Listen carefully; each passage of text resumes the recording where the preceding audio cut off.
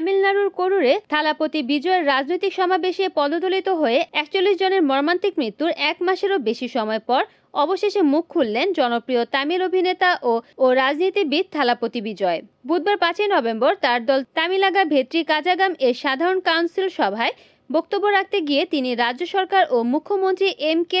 স্টালিনের বিরুদ্ধে তীব্র অভিযোগ তোলেন। বিজয় বলেন, আমাদের পরিবারের সদস্যদের হারানোর বেদনায় এতদিন আমি গভীর শোকে ছিলাম। এমন এক যন্ত্রণায় ছিলাম যা ভাষায় প্রকাশ করা যায় না। সেই কঠিন সময়ে আমাদের নিজেদের মানুষের অনুভূতির পাশে দাঁড়ানোই ছিল আমার কর্তব্য।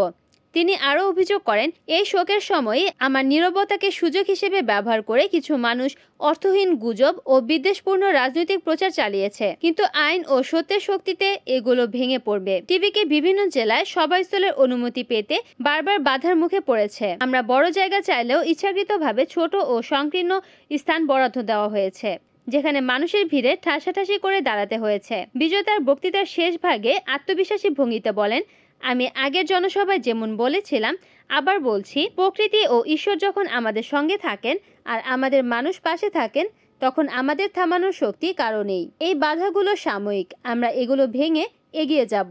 আমাদের যাত্রা থামবে না। Desk news, NN TV.